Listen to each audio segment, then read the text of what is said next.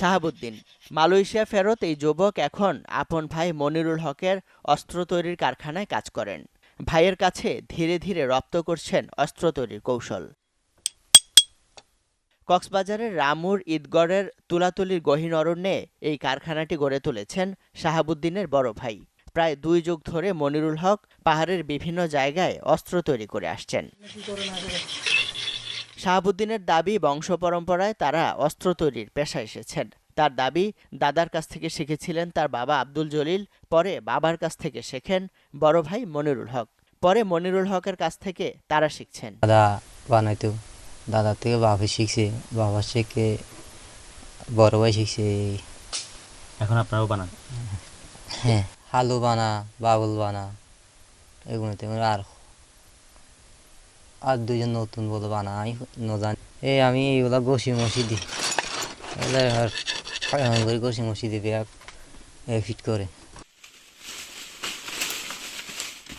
বুধবার ভোরে অভিযান চালিয়ে সেই কারখানা থেকে কারিগর শাহাবুদ্দিন ও তার সহযোগী লাল মিয়াকে আটক করে র্যাব। এ সময় ১০টি অস্ত্র, ২২টি গোলাবারুদ ও বিপুল সংখ্যক অস্ত্র তৈরির সরঞ্জাম উদ্ধার করা হয়। আটক অস্ত্র কারিগর লাল মিয়ার বাড়ি ওই কারখানার মালিক ও প্রধান অস্ত্র কারিগর মনিরুল হকের বাড়ির কাছে ঈদগড়ের কোদালিয়াকাটায়। লাল মিয়া জানান, দিনমজুরির কাজ করতে কষ্ট হয়, তাই তিনি মনিরুল হকের প্রস্তাবে কিছুদিন আগে দৈনিক ৫০০ টাকা মজুরিতে কারখানায় যোগ দেন।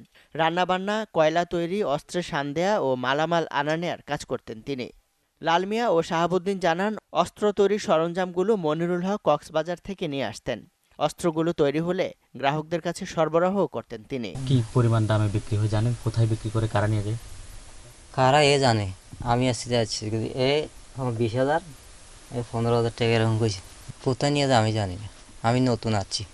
বাড়িতে একটু অভাব, আর ওই ধান টান খাড়িলে তো আমি পূজা বইতে পারি না, এখন তো বসে বাচ্চা রাঁধিলে ৫০০ টাকা করে দেবে, তো জন্য আছি।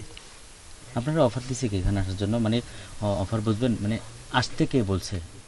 আচ্ছা, উনি তো বাড়ির যা, মনির তো বাড়ির যা, বাড়ির পাশে মনিরও কইছি আসো আমার লগে। আমিও খোলা আছে না, খোলা গুণ গাছ কাটিয়ে রে আর খোলা গুণ ফুরি, তারপরে ঠান মিলে খানা থানা এগুন ফাঁক করি। কারখানাটি লোকালয় থেকে প্রায় ২ কিলোমিটার গহীন বনে অবস্থিত।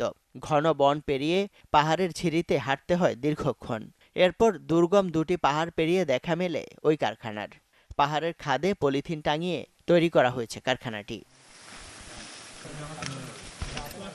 অভিযান টের পেয়ে পালিয়ে যাওয়ায় কারখানার মালিক ও প্রধান অস্ত্র কারিগর মনিরুল হককে আটক করা সম্ভব হয়নি জানিয়ে র্যাবের এই কর্মকর্তা বলেন, ২ জন কারিগর ছাড়াও করলিয়ামুড়া এলাকা থেকে তাদের আরও ২ সহযোগী সহ ৪ জনকে আটক করা হয়েছে।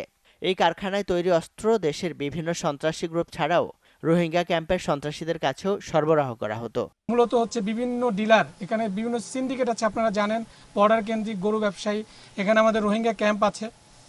এই সিন্ডিকেটের যারা, তারপর আপনারা জানেন যে চকরিয়া পেকুয়াতে মৎস্য ঘেরকে কেন্দ্র করেও এখানে বিভিন্ন গ্রুপ আছে, অস্ত্রধারী সন্ত্রাসী আছে। তাদের কাছে মূলত এরা এই অস্ত্রগুলা বানানোর পরে এই অস্ত্রগুলা তারা বিতরণ করত। সো আমরা আমাদের এই যে নির্বাচন পর্যন্ত বা নির্বাচনের পরে আমাদের অভিযান চলমান থাকবে। আমাদের এদের কাছে প্রাথমিকভাবে জিজ্ঞাসাবাদে আমরা জানতে পেরেছি, এর সাথে সংশ্লিষ্ট আরও কিছু ব্যক্তিবর্গের নাম পেয়েছি, কারা এই অস্ত্রগুলা নিচ্ছে, কারা এই ব্যবসার সাথে জড়িত, এবং আমাদের কাছে আরও সন্ধান রয়েছে যে এখানে হয়তো আরও ২-১টা কারখানা থাকতে পারে। আমাদের অনুসন্ধান চলমান থাকবে। ঈদগড়ের বিভিন্ন পাহাড়ে এরকম বেশ কয়েকটি অস্ত্রের কারখানা রয়েছে বলে দাবি স্থানীয়দের। Desk report, channel 24।